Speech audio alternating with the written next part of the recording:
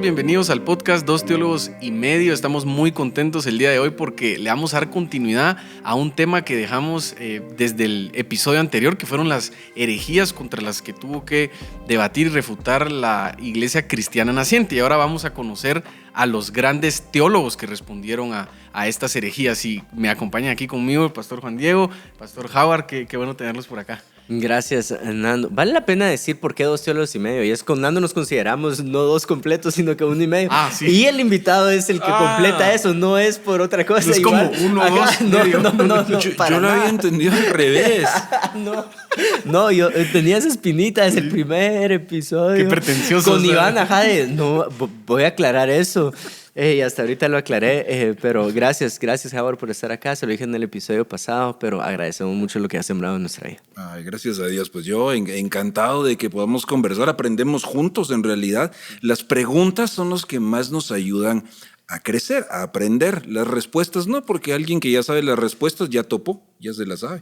Pero quienes pueden hacerse preguntas van a crecer, y qué bueno que a través de estos diálogos podamos aprender juntos. Excelente, pues estoy seguro que el episodio de hoy va a estar muy bueno, y ya que mencionaron la palabra preguntas, les tengo una así de entradita. El otro día escuché algo que alguien decía que tenía un poquito como de recelo con la palabra teología o teólogo, porque su significado etimológico es el conocimiento de Dios o conocer a Dios. Y pues obviamente esto ya lógicamente no es lógico esto, porque Dios es Dios, entonces ¿quién habría de conocerlo por completo?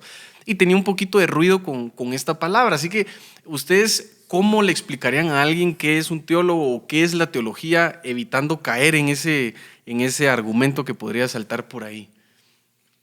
Quizás abordaría 2 cosas. En primer lugar, porque hay resistencia, y creo que la resistencia surge de que algunas personas se han vuelto, la arrogancia, yo conozco, ¿verdad? Yo sé, y el conocimiento se ha vuelto como de superioridad y para presumir. Entonces uno dice, hombre, pero ¿cómo se atreve a decir que conoce el conocimiento de Dios? ¡Qué arrogancia! No, creo que con humildad debemos de reconocer que Dios quiere que le conozcamos. Es diferente. ¿Por qué tenemos la capacidad de acercarnos a Él y de saber un poquito de su grandeza? Porque Él quiere. Isaías 43, verso 10 dice: ustedes son mis testigos, le dice el pueblo, para que me conozcáis y creáis, y que no hay otro Dios fuera de mí. O sea, cualquier otra cosa llamada Dios es falsa. El único es Él es el verdadero. Pero es Dios el que dijo, quiero que me conozcan. Así que teología es nuestro intento, nuestro acercamiento a poder conocer ese Dios perfecto, infinito. Pero debe hacernos humildes, debe reflejar nuestra pequeñez. Los que se vuelven un poco más creídos, creo que son los que espantan. Y uno dice, no, pues yo no quiero eso, entonces no quiero teología. Okay. Sí. Es imposible llegar a conocer a Dios. Creo que vos alguna vez mencionaste, no sé si Agustín era el que estaba intentando meter el mar, que encontró un niño intentando meter el mar en un hoyito de arena en la playa, y es imposible, ¿verdad? De la misma forma, creo yo que es imposible llegar a conocer a Dios en su totalidad, pero eso no va a negar mi búsqueda genuina, como decía el pastor, humilde de quiero conocerlo un poco más, ¿verdad? El problema es cuando ya se vuelve una medida estándar en el cual yo me pongo en una posición superior a los demás. Creo yo que ahí está el error. Pero conocer un poquito más acerca de Dios, su escritura, el trasfondo de su escritura, el contexto en el cual cada uno de los libros fue escrito, solo te ayudan, ¿verdad? Ayudan a entender más cuál ha sido la relación de la creación con el Creador, ¿verdad? La relación del humano con su Padre que está en los cielos. Entonces, Así miraría teología. Yo lo pensé de la siguiente manera. Está la astronomía y está el astrónomo. Entonces nadie está diciendo que el astrónomo va a saber el 100% acerca del estudio de los astros, sino la astronomía es la ciencia que estudia los astros, y el astrónomo pues estudia o es alguien preparado para más o menos ir conociendo acerca de eso. Así que la astronomía es el ideal, y el astrónomo está buscando alcanzar algún día ese ideal, que por lógica va a ser imposible lograrlo, pero por lo menos se hace el intento. Entonces, de igual manera es con la teología. La teología se da cuenta que es la ciencia, y el teólogo es el que se aproxima hacia ese ideal. Entonces, todos hacemos teología cada vez que reflexionamos acerca de Dios, y todos deberíamos ser teólogos. Quizás no en el sentido académico, ¿verdad? Porque es una carrera, etcétera. Pero yo quiero conocer a Dios, y Él se ha revelado y tengo las Escrituras. debo hacer teología. Buenísimo, sí, me parece bien eso también. Y ahora ¿por qué esa introducción? Porque vamos a hablar acerca de los grandes teólogos de la Iglesia antigua, los que debatieron, refutaron y respondieron a las herejías que hablamos en el episodio anterior. Anda, chequealo si no lo has visto por ahí. Y el primero de ellos es Ireneo. Este personaje que nació aproximadamente, calculan por ahí que entre el año 130 y el año 135 y murió en el año 202. Curiosidades de él que quiero empezar mencionando para adentrarnos en su vida y en su pensamiento es: su nombre significa pacificador, y lo cual es algo congruente con lo que él vino a ser realmente, o de sus resultados como teólogo. Y resulta que el contexto de él es que un día el obispo de Lyon, Francia, lo envía a mandar unas cartas a Roma. Entonces él pues va obedientemente, va a dejar unos documentos a Roma. Y en el camino en el que él iba hacia esa dirección hay una persecución a los cristianos que están en Lyon. Y resulta que pues una de las consecuencias de esa persecución fue la muerte del obispo en ese entonces. No tengo anotado por aquí el nombre, pero falleció. Víctor, creo. Víctor era el de Roma. Él falleció el obispo de Lyon. Y entonces cuando regresa... Otino, ajá. Cuando regresa Ireneo, pues él es nombrado como el obispo de Lyon y ahora tiene el enorme reto de consolar a una iglesia que está viviendo persecución, de hacer esa labor pastoral, pero adicional a eso, poder refutar las herejías que se están esparciendo ahí, el gnosticismo y demás, ¿verdad? Las demás herejías. Y escribe 5 tratados que hoy son conocidos como un solo material que se llama Contra las herejías de Ireneo. Y eso es un poquito acerca del contexto que él tuvo que refutar, el gnosticismo principalmente. Buenísimo. Si te gustan más los datos históricos, ahí en la descripción te vamos a dejar un par de videos que hablan acerca de los datos históricos de este teólogo, ¿verdad? Creo yo que los de Byte tienen buen contenido que ahí puedes revisar para ver estos datos. Pero quiero hacer énfasis en estos grandes teólogos y nace de un corazón pastoral en proteger a sus ovejas, ¿verdad? Sí. Y creo yo que ese corazón pastoral trae bastante balance al conocimiento que podemos tener de la Biblia. Quiero defender a mis ovejitas, ¿verdad? Esto es lo que está llegando a ellos, bastante lo que hacía Juan en sus cartas, es lo que está llegando a ellos y quiero defenderlos. Ahora, me persuade mucho una idea de Ireneo, ¿verdad? Y la voy a colocar acá, y es cómo Dios creó al hombre, ¿verdad? A imagen y semejanza de él, pero la forma en que lo creó no lo creó en su plenitud, en perfección, sino como yo lo puedo visualizar creó la semilla, ¿verdad? Y entonces estaba esperando este crecimiento del hombre a la perfección de la imagen. Hay algo que dice acá, lo voy a leer textual. Según Ireneo, la caída no es tanto la pérdida de ciertas perfecciones que el humano tenía como la interrupción del crecimiento que debió haber sido suyo, ¿verdad? No tengo el conocimiento como para afirmarlo una verdad en Adán, pero sí puedo decir, es algo que puedo tener yo, ¿verdad? Yo, Juan Diego, puedo tener este crecimiento todos los días. Si no estoy mal, así lo dice Corintios, hacerme cada vez más parecido a la imagen gloriosa de Jesucristo y que Él me lleve de gloria en gloria, perfeccionándome a través del Espíritu Santo. Entonces, me gusta mucho cómo Ireneo empieza a plantar eso como defensa. Es como si no fuéramos un producto terminado. No es que Dios ya nos hizo y ya estamos ahí, sino tenemos esa capacidad de ir acercándonos a la estatura del varón perfecto, ¿verdad? De hecho, en todo el relato bíblico, lo que vemos es que una vez en Cristo, ¿verdad? Que por causa del pecado, pues estábamos alejados, pero ahora reconciliados con Dios en Cristo. El llamado siempre es a que el creyente pueda crecer, siempre. Pedro hacía énfasis en eso, y dicho sea de paso, pienso en este Pedro que cómo le costaba crecer y cómo tropezó y me identifico muchísimo. Pero luego cuando lo vemos ya en una etapa de madurez, cuando él está justamente cuidando a esas ovejas, y me hiciste pensar en esta labor de teología, de teólogos que hay que hacer en nuestros grupos pequeños, en ministerio juvenil, con los niños, en casa. Pero tenemos un Pedro escribiendo a los creyentes y dice, añadida a vuestra fe virtud, a la virtud conocimiento. Termina la carta diciendo, antes bien creced en la gracia y conocimiento de nuestro Señor Jesucristo. Así que el Señor está haciendo algo. Filipenses 1:6 dice que el Señor está trabajando en la obra magistral, la está perfeccionando. Él hace una parte y a nosotros nos toca anhelar esa parte de crecimiento. ¿Cuánto lo estás conociendo más?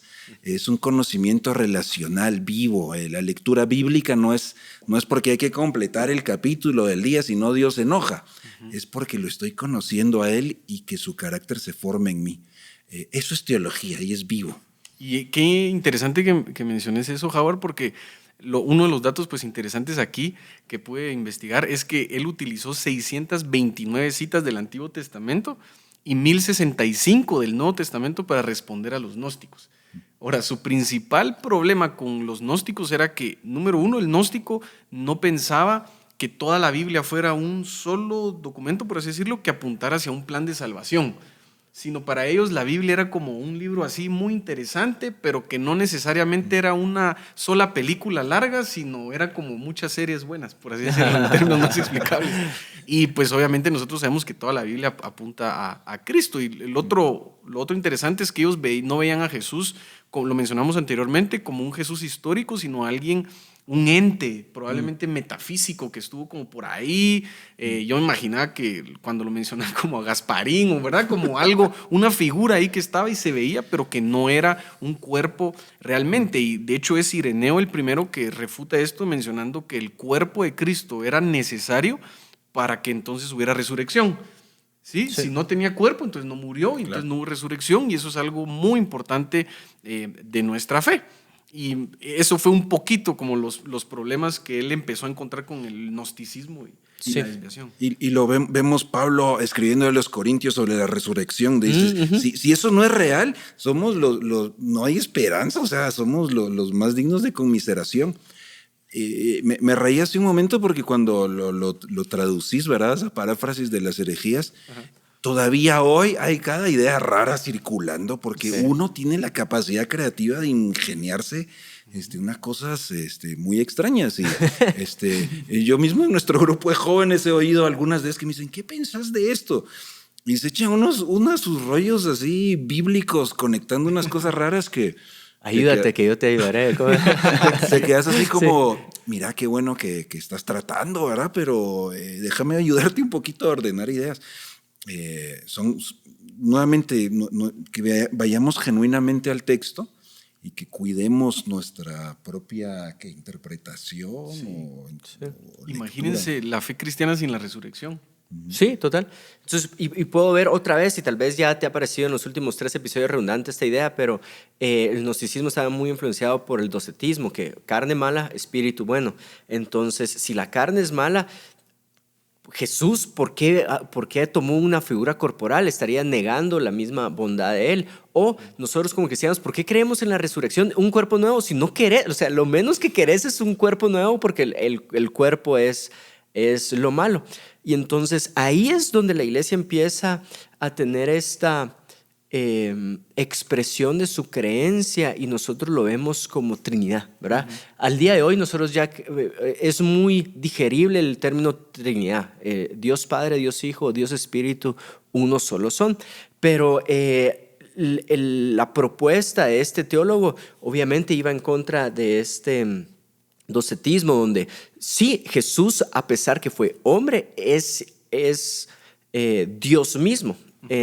Como él lo expresaba o como él lo ejemplificaba. Vamos a ver más adelante a Tertuliano, que es increíble cómo explica la Trinidad, pero él muy pastoral decía, Dios uno solo es, y que estas dos manos, una mano es Jesús y otra mano es el Espíritu de Dios. Entonces, igual sigue obrando en su creación, porque hay algunos que decían, bueno, Dios ya no obra en su creación, solo manda intervenciones, ¿verdad? Y una de esas intervenciones fue Jesús, pero él decía, no, es Dios mismo interviniendo, y así como una mano es Dios mismo, Jesús es Dios mismo y el Espíritu Santo es Dios mismo. Y podemos ver cómo la Trinidad viene a responder a esta herejía que Jesús no nació de cuerpo humano. Y también estaba respondiéndole a lo que mencionaba Howard en el episodio anterior, si no estoy mal, que es acerca de, y lo mencionaste ahorita, este Dios distante.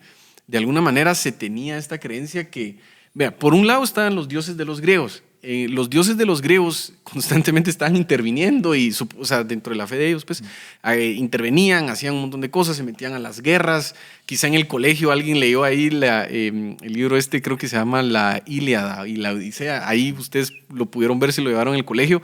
Entonces esa era la mitología griega. Por otro lado, estaban los dioses bárbaros, si no estoy mal, que los dioses bárbaros sí eran más distantes, eran dioses que no intervenían. Y cuando Ireneo introduce esta idea de que el Hijo y el Espíritu Santo son las manos de Dios actuando directamente en la creación, lo que está diciendo es Dios interviene, es un Dios presente, no es un Dios lejano, no es un Dios que es un concepto nada más y algo súper elevado, sino está en su creación, interviene y es activo, dinámico. Esas ideas teológicas que estos personajes tenían y hoy todos nosotros tenemos, no se notan tanto para hacernos una autoevaluación en las frases que repetimos, porque uno puede repetir ciertas teorías teológicas, ¿verdad? Dios es 3 personas en uno, Dios es todopoderoso, omnipresente, uno puede repetir eso. La pregunta es, mira tu comportamiento diario, mira tus acciones, tus convicciones, reflejan lo que creemos, porque a veces vivimos, yo creo en Dios y Dios es amor y Dios está cerca, pero vivo distante. Así que creo más en un deísmo que en un teísmo, porque en la práctica me comporto como si Dios no está acá, está pues en otro lado, ahora quién sabe dónde, para algunos solo está en el día del culto en el templo, fuera de eso ya no. Entonces estoy reflejando un deísmo en la práctica más que un teísmo bíblico.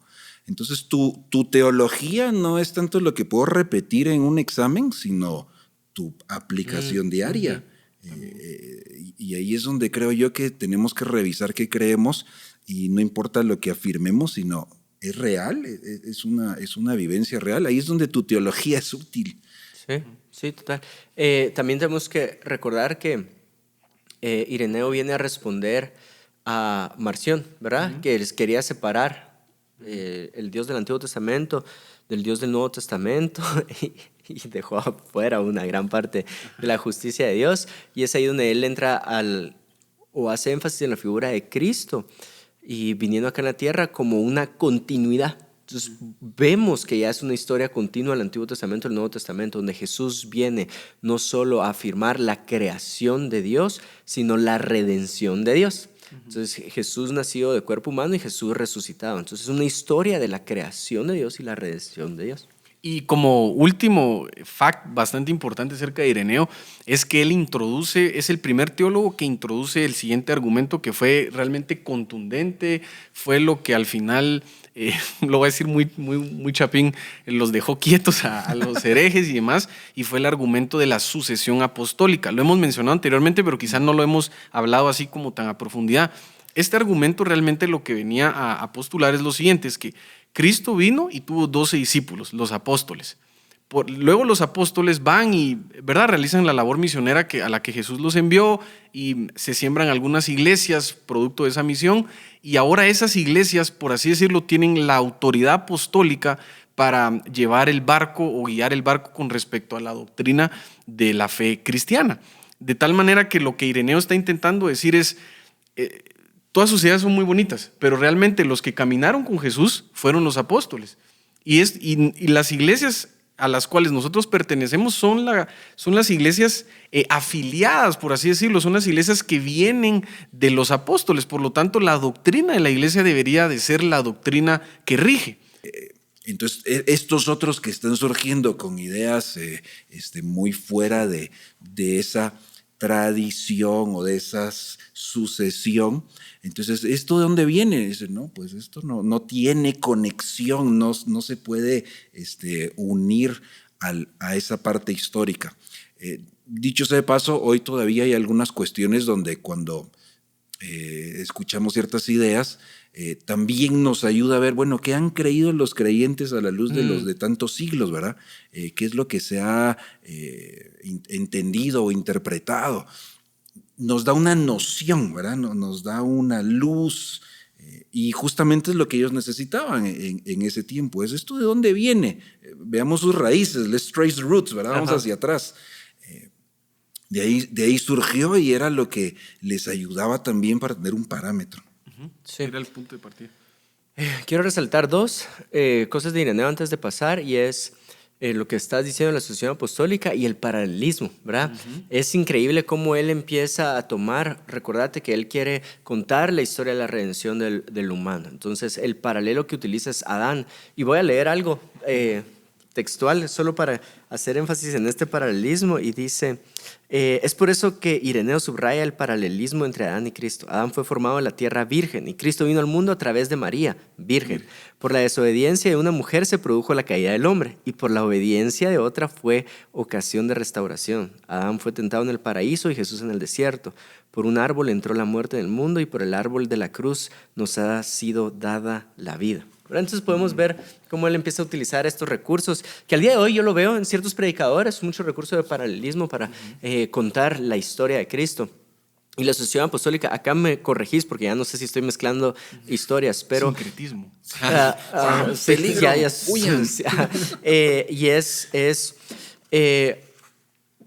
una de las herejías que la cual está atacando, que no hablamos en el episodio pasado, es la de Montano, ¿verdad?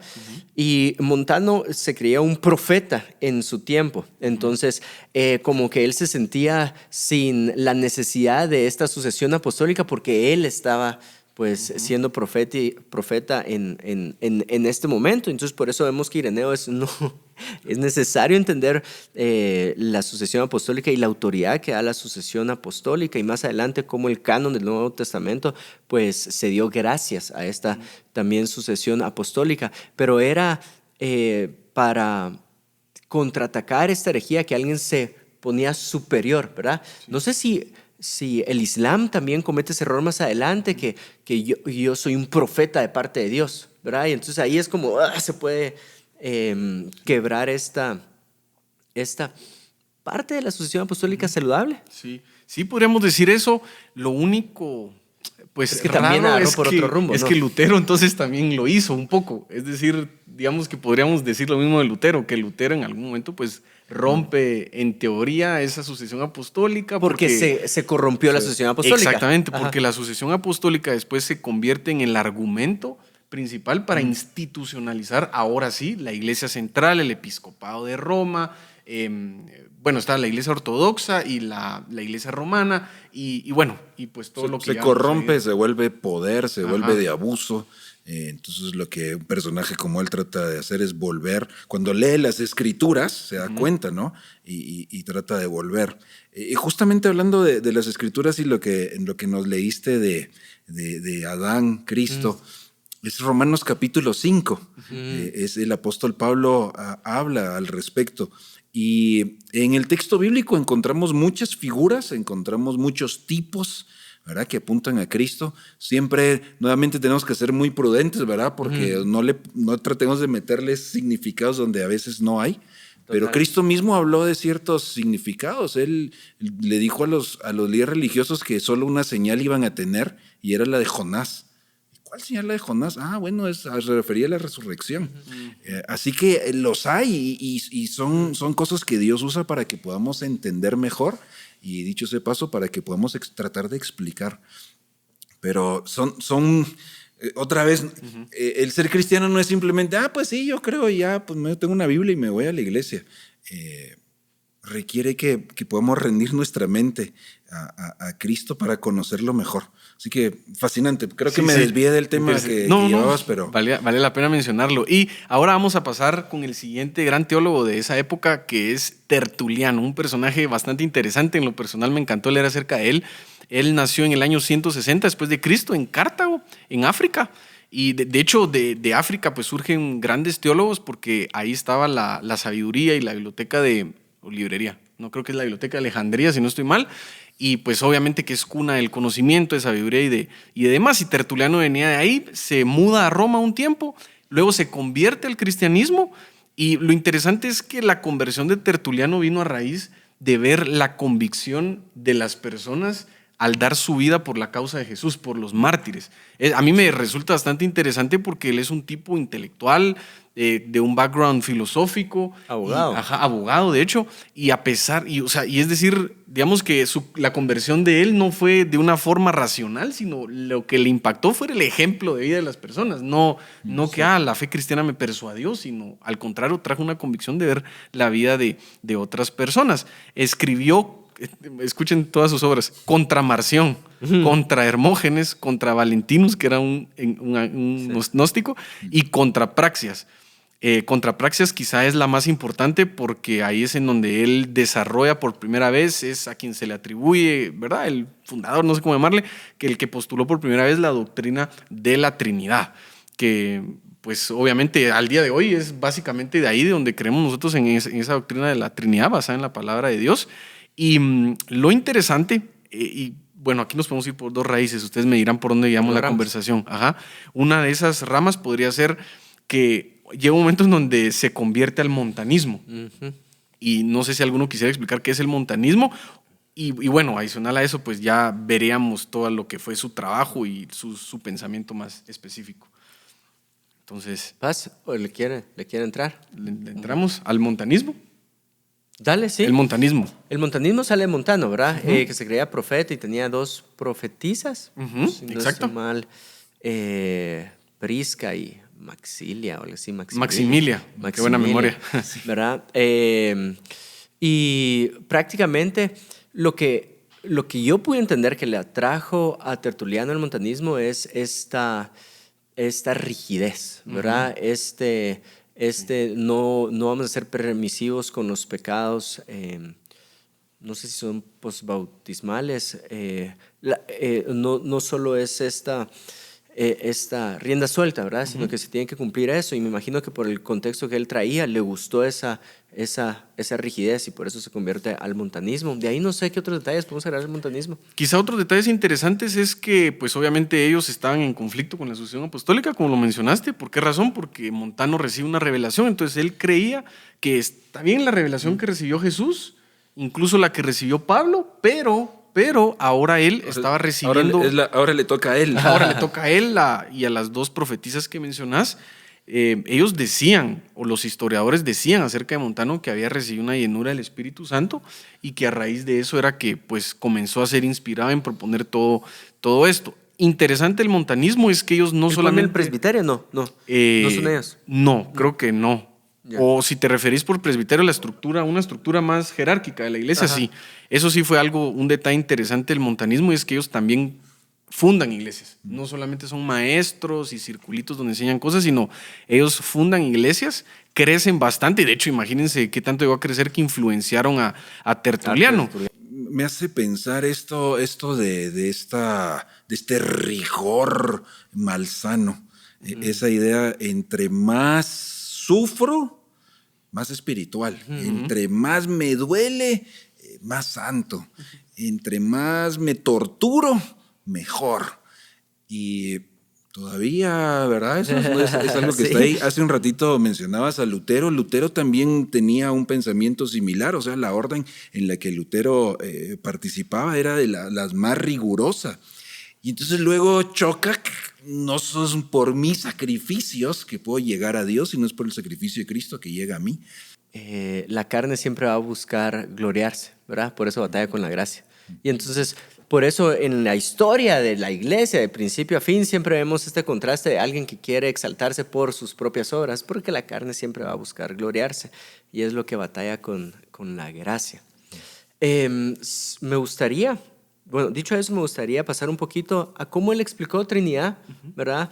Él lo explicó, viene de un fondo de abogado, entonces usa términos de abogacía para definir la Trinidad y define estas 2 formas, substancia y persona, ¿verdad? Entonces pone este ejemplo que la persona puede ser como el emperador y la sustancia es lo que gobierna o lo que representa.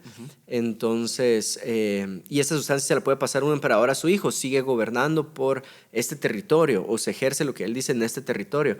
Ahora, la persona es, ¿verdad?, el emperador, y la sustancia es como que lo que ejerce. El imperio, digamos, ¿no? El imperio. Y entonces la Trinidad viene y lo explica con sus términos, por los estudios que tiene, es la sustancia es la misma de los tres y la persona es Dios, Jesús y Espíritu Santo, ¿verdad? Entonces, me fascina cómo utiliza elementos digeribles para su cultura sin hacerse la cultura, ¿verdad?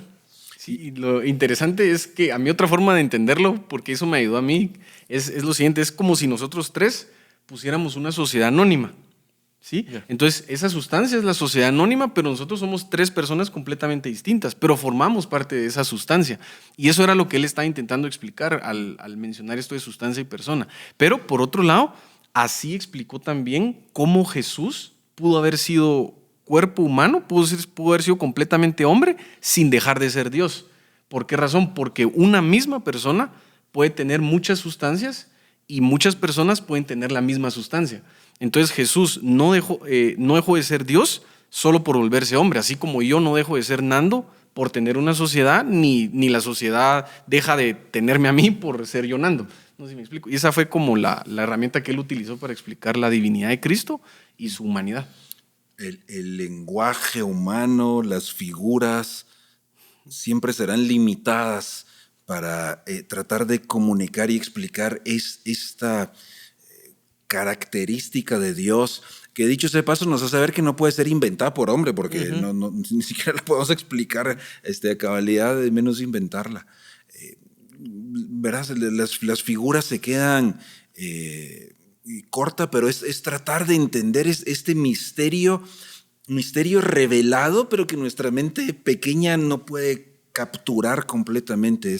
¿Cómo es posible que es un Dios y son tres personas y no son iguales, pero sí son, pero sí son iguales y todavía usamos ese lenguaje, esencia, sustancia. A mí me lleva a un sentido, en primer lugar, de seguir haciéndome preguntas y tratar de entender. Hay momentos donde, como la calculadora, ¿verdad? Dividís por 0 y te sale una E. La cabeza tiene una E de error, o sea, ya no puedo más. Pero de rendirme en adoración, entendiendo ese Dios misterioso, único, perfecto, tratando de darse a conocer a nosotros. Entonces, lo que quería mencionar es las figuras nos ayudan, pero tengamos también en mente que son incompletas, ¿verdad? Sí. Nunca van a poder explicar completamente. A veces he hablado del agua, ¿no? Y los estados, ¿verdad? Que es gas y es líquido y eso. Pero Dios no es que a veces es una cosa, a veces es otra, y justamente pasaba eso en aquel entonces. Había ciertas doctrinas que decían, no, que ahora se volvió Espíritu Santo, ahora se volvió Jesús, ahora es el Padre. No, ¿verdad? Entonces este ejemplo quedaría incompleto. Y así otros que tenemos que pensar. Es que tengo una pequeña E a veces, ¿verdad? Ahorita. A todos nos pasan la E.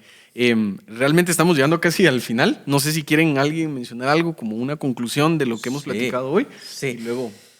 Aquí me voy. Recordate que en la historia del pensamiento siempre vas a tener que ver cómo el corazón del hombre interviene, ¿verdad? Y lastimosamente cuando el corazón del hombre interviene con egoísmo, avaricia o intenciones personales, es que se empiezan a corromper ciertas cosas. Si no estoy mal, Juan dice, por favor, disciernan los espíritus. Discernir los espíritus que están detrás de las cosas. Voy a agarrar de Tertuliano para partir en mi argumento, y es Tertuliano, al ver que el gnosticismo está utilizando la palabra de Dios para tomar como verdades sus propias verdades, él se pone celoso y dice, no, es que tú sin la revelación y el conocimiento de Dios y sin el conocimiento de la historia de Cristo no puedes tomar un pasaje para hacer lo que tú querrás con tu pensamiento filosófico. Y entonces se pone celoso y es quien debería, o quienes deberían interpretar la Biblia son los de la iglesia. Y entonces ahí te das cuenta cómo nace algo que solo la iglesia puede leer e interpretar la Biblia, que más adelante termina en un deschongue. Vamos a llegar a ese deschongue en los episodios adelante. Como también vemos la sucesión apostólica. Nace de algo que era necesario en su momento, pero nuevamente terminó en un deschongue. ¿Por qué te digo esto? Porque no se trata tal vez el pastor me va a ayudar acá a no cometer ninguna herejía. No se trata de decir la sucesión apostólica es lo correcto o leer la Biblia solos de la iglesia es lo correcto. Es el espíritu que está detrás cuando hablamos de la sucesión apostólica y es el espíritu que está detrás cuando hablamos de interpretación bíblica. Entonces,